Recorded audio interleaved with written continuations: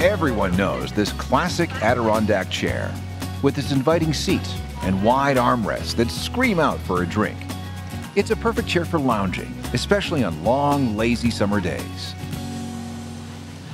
Backtrack to 1903 in Upper New York State. Fed up with stiff, uncomfortable chairs, an American named Thomas Lee invented the first wooden Adirondack chair. But wooden chairs are high maintenance. Exposure to sun, rain, and snow rots the wood, so that they need constant repairing, repainting, and restaining. In 1994, Jamie Bailey of Canadian Recycled Plastic Products in Stratford, Ontario, hit on a revolutionary idea.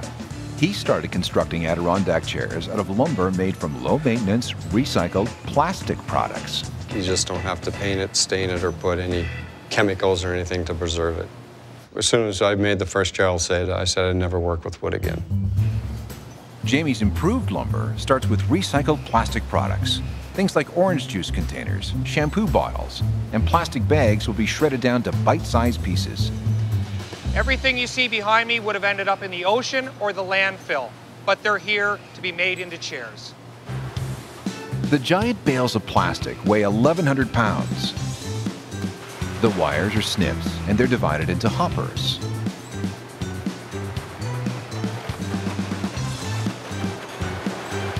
It takes about an hour for the shredder to cut down one bale of plastic. It then goes into the grinder, which turns the plastic into snowflake-sized pieces. But sometimes, you can still tell where it came from. This one, vanilla. Must have came from ice cream crates. CRP makes 18 different colors of lumber. The ground-up plastic is blended with the color pellets. Exposure to the outdoors and ultraviolet radiation can cause the color to fade, so a UV stabilizer compound is added to make sure the color holds fast in the bright summer sun. When I started the company, I was more into the environmental issue of having it being a recycled plastic chair, and the maintenance-free was just a bonus. After we built them and had them sitting outside for 5 years, it was that they still looked the day like you bought them.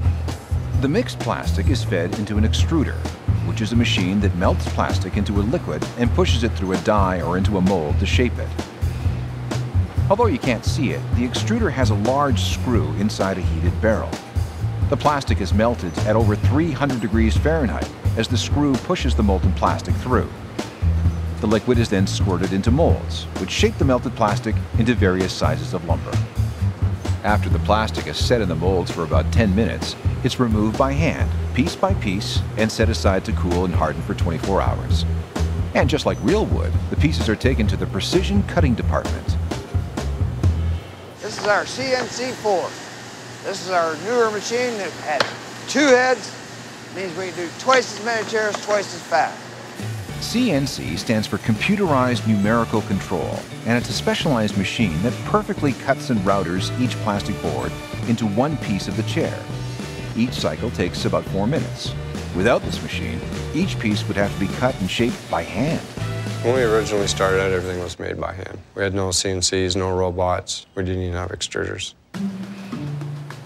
But with a public hungry for durable outdoor furniture, CR Plastics had to expand their automated assembly line to keep up with demand. In 2010, they bought robotic machinery. The chairs are assembled by robots, which drill, countersink, and set the screws for the seats and backs of each chair. There's over 30 pieces that go to making a full chair. Before they got the robots, they were only producing 3 chairs in 1 hour.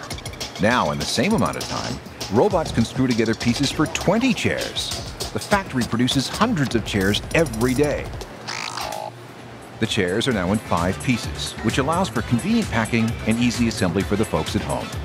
And the less amount of time you have to work, the more time you'll have for fun on the weekend. Thanks to the latest technological advances in manufacturing, our weekends are that much more fun.